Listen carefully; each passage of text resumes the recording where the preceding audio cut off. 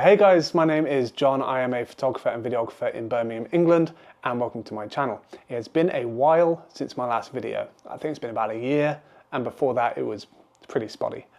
Short of it, past 2 years, 2 kids. Now I don't have an office anymore. Now my time is taken up by raising family. I also do weddings and I do a lot of video work for other YouTubers and event work. I want to talk about a camera which I haven't even talked about before on the channel. I have an FX30, which is a cinema line camera. It is a crop sensor APS-C Sony camera. And I really like rigging out my equipment. If you have a look at one of my older videos, really old actually because it's on my X-T3, I did this Frankenstein weird setup with my X-T3 where I put rails in the bottom and battery packs and stuff just to try and beef up the specs of the X-T3. Problems with that camera was battery life and screen size, things like that.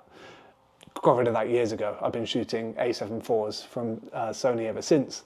But the FX30 was an addition I bought last year. And ever since then I've been buying equipment slowly to build myself a monumental, massive handheld rig. Why do I choose handheld? I really like I'm going to put it as authenticity. I like the authenticity of shooting handheld. It's very fast to maneuver. You can get really nice reactions getting close, getting far away. It's mobile, there's lots of mounting points. You can really customize your camera to however you would want. Compare that to, say, just on a gimbal or just on a tripod like we have here. You don't need a handheld rig for shooting videos to YouTube. It's more of an out and about thing. But as I am an out and about videographer, I thought it'd be time to record a video on all of this equipment. This makes my one handheld setup. I'm going to run through all the parts, why I chose them. Everything is going to be linked in the notes beneath. It is all affiliated through Amazon. Any support to the channel is always greatly appreciated. So with that, let us start building our rig. I'm going to start with the main piece, which is the FX30. On it I have the newer half cage. You can see it's a half cage purely because it doesn't wrap around the camera. It goes up to the top and round in like a U shape. And then there is a mounting point on the top. Good thing about the FX30 is it has mounting holes in the sides, just here, and the top, so you can literally screw things directly into the camera instead of supporting all the weight on the bottom tripod plate, which you do with normal cameras. So in that, we're going to pop in a battery. And since one of the updates, I think it was update 4, you have to use the proper Sony batteries, or essentially the Smallrig ones, else it will not show you the battery status, which is a bit of a bummer. It almost made me change camera brands completely because it was so disillusioning, and I haven't updated my other 2 cameras since they're still running firmware 1.0 because I like using third-party batteries. On that, we are going to mount a singular lens. This is the 18-35 f1.8. It is a Canon EF lens, and it is made by Sigma. This is a slightly older lens. When it came out about 10 years or so ago, it was such a hotly requested item. It was so hard to find. It's still about £400 on the second-hand market. And on the back of it is a Sigma MC11 adapter. This will take a EF lens and convert it to mount on Sony bodies. It's worth noting that only EF mounting lenses will fit on the adapter. The RF ones, because they're designed for mirrorless cameras, they sit a lot further in towards the camera. So this distance, which it needs to get the focal points right, is incorrect.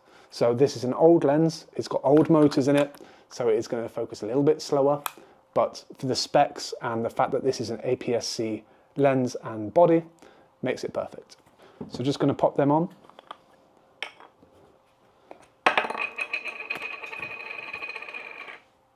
Thank you. And we have a setup already. You could absolutely go out and shoot with this. There'd be no problems. Just stabilize yourself. But I thought, why not go a little bit further, right? So I've got the Smallrig side handle sleeve thing. I really like it. Some people don't. Kyle, who's shooting here, absolutely does not like this thing. You can pull it tight and you can hold the entire camera. One-handed like this, it just stops you from accidentally dropping it. Sometimes I forget, because I've been using dual straps for such a long time during wedding photography, having 2 cameras, On that, because it's mounted at the bottom, you can literally take a photo and let go of your camera, it will swing to your side. I've been doing that for so long that I'm terrified that I will do it to this one day after a take and just drop my camera. So that is the main setup. On that, we need to add a top handle. We have gone for the Smallrig top handle with a Nato rail attachment, which just slides straight over the top and locks in with a screw. On top of that, I have a Arri locating pin to monitor mount. This one is, again, Smallrig, and that is where we're going to attach the monitor in a second. But just behind it, I have a very specific piece of equipment. This is the newer DJI mic attachment, and I'll get to that in a while, but that is hard mounted into the top of this. So this isn't moving, but if I need to get rid of this entire setup, I just undo one screw and that comes off. On top of that, we're going to go in with an Atomos Shinobi. This is very similar to the Atomos Ninja 5 recorder, but it doesn't record. It's essentially the screen part of it. So I get the 1000 nit brightness, I get a very lightweight piece of equipment, big screen, can't see very well, big screen, and all the monitoring tools that you may need in it as well. And that just mounts on the top with a thumb screw, which is nice and straightforward. There we go. And tighten that down. And with that monitor mount, we can just move it, and it's frictionable, so it just stays in place. I've never had to adjust this ever. To power that, we could be using the NP-FZ batteries around the back, but I've got the battery eliminator from Atomos, which is sold separately, and it just goes straight in the back. For that, you need a very specific cable again. There's lots of specifics here at this point. This is a Atomos Ninja battery eliminator to DTAP cable. Bit of a mouthful, but we'll get to the DTAP bit in a bit. But let's just attach this. And the advantage of this is it has a locking back section. So once it's in and it's secured down, that cable's not going anywhere. This is probably more used for the Ninja, where the Ninja has a recording capability and you don't want this thing to disconnect halfway through. Just because I'm using it as a field monitor, I just like the sturdiness of it. And I'll sort out cable management later. For the power of this unit, I do have a battery in the bottom, but it's definitely not enough to get going. So I'm going to use a really nice piece of equipment from Smallrig, which is something I just call the backpack. This is an Arca-Swiss base, which then goes to a adjustable and completely movable back section, which is also adjustable 90 degrees and back, and then has a V-mount plate on the back of it. To that, I have attached with two screws, so it's never coming off and it's never moving, a Manfrotto plate. This is because my tripods and my monopods all take the Manfrotto style. This just goes on the bottom. There's only one way to fit this, which is sideways. And line that up. There we go. And lock it in. We can then just snap in the side and get that nice and close. If I need to get the screen out, I can just drop that down. Screen comes out, flips around, and that goes back up, screws in. Next thing is a V-mount battery, which is for the power. This is the Smallrig 99 watt one. It is absolutely monstrous. Had it a good few years. Just connects with a V-mount clip here, like this. We can then put the screen of the Sony up against it, and we're absolutely fine. This V-mount battery will power my entire setup for at least 10 hours. So when I'm doing wedding days, it will go through the entire day, maybe even further. It will power the FX30 via USB-C power delivery. Also charges the internal battery of the camera, just in case I need to go on basically power reserve, or I need to strip off that battery and all the accessories and go really lightweight handheld. And it will also power the Shinobi via this DTAP cable, which provides the right amount of power. Just to get that running, I am going to coil this cable because it's quite a long one, just around a few times, down the back.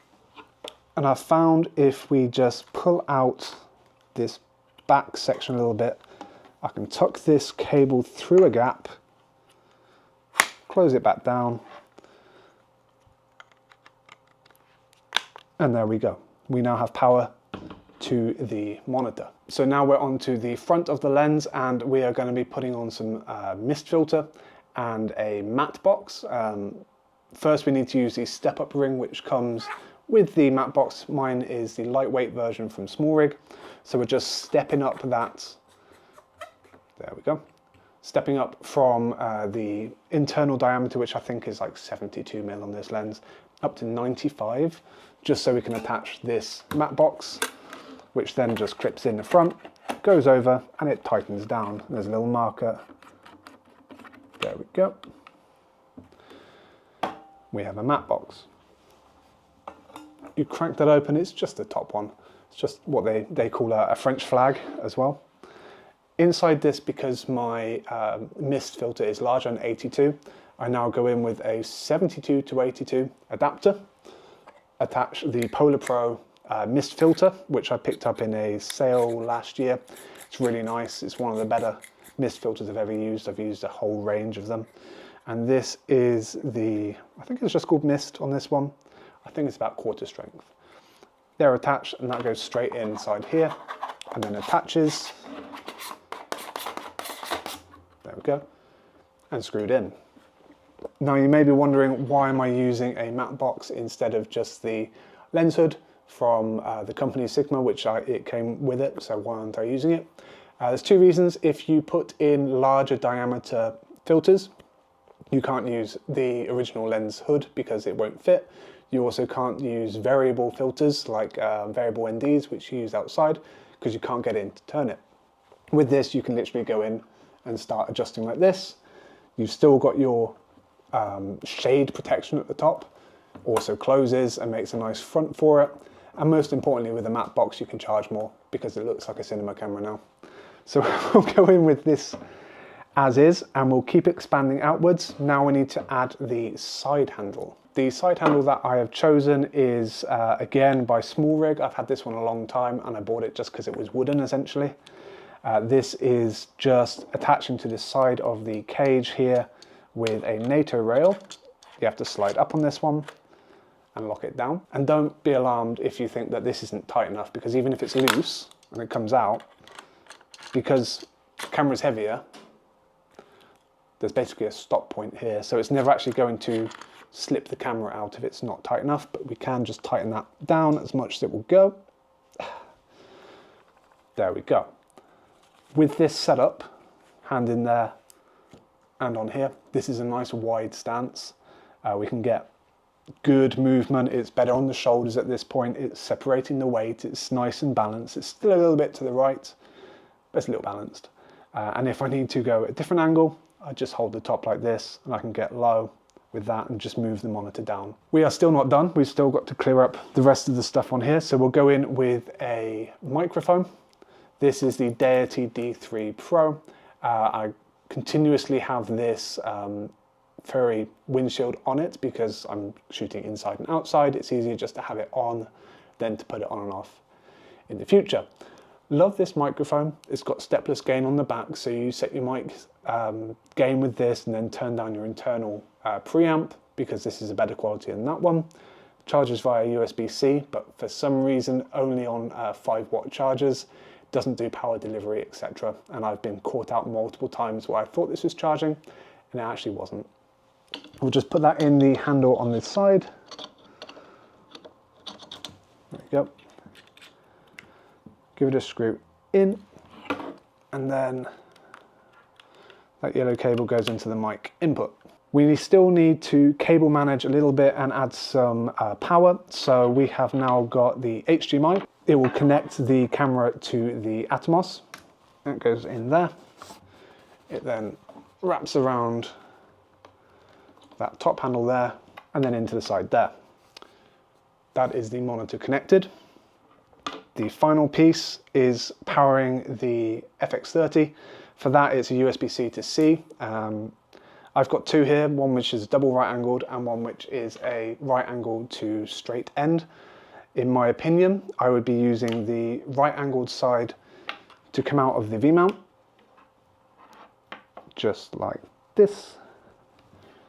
Feed the cable around the battery, down the bottom, and then in the back, cable goes straight in. Now I'm pretty sure this cable here is actually a Thunderbolt 3 cable, so it's absolutely overkill for the setup, but it is now being powered by the V-mount. The reason why I don't want to use a double right-angled one is once you put that in the side of your camera, it's incredibly hard to pull it out without causing damage. So I'd rather have a straight angle there. Last of all, we are attaching the DJI mic receiver. This goes just at the top of the camera in that mechanism that I have here. The reason why this exists is this very flimsy bit of plastic here. If you try and put it in just any old cold shoe, it just falls straight out. This applies pressure and it keeps it just there. If I want to switch between using my microphone to using the receivers, so I can then do lapel stuff like this, I would just take this yellow cable out of the side of the Deity, just come straight out and into the side of the receiver. Last but not least, let's go with a behind the scenes, which will be this tiny little magic arm here, and then the DJI Action 5, which is a GoPro styled camera. That just goes on top. This camera far outstrips any GoPro that exists currently in image quality, low light performance, and connectivity essentially. It's also about £100 or so cheaper, which is really nice. This is a really good angle to have for your behind the scenes and for your Instagram reels, because this can mount sideways and I can have it positioned down, aiming at the screen and the person I'm shooting, and I can just go around and take it like this, or I can shoot with the two hands like this and just keep on going. Guys, that is my rig build. It's a little overkill, it's a little over the top, but it compresses nicely, it folds down really well, so it can fit straight in my bag. There's no downsides to this I can find. The separation, the ability for it to just collapse if I take apart 3 pieces into just the cage itself is great. I can just store the rest when I don't need it. Obviously, using memory cards, I use dual shooting, and I'm currently using a lot of Sebrent cards, 256 gig UHS 2 cards, to make sure I can shoot at the highest spec the FX30 can. Guys, I hope you enjoyed this video. It's been a long one, and it's been a long time since my last one, so I do apologize for that one. If you like this kind of content, stick around and subscribe, and I'll see you in the next one.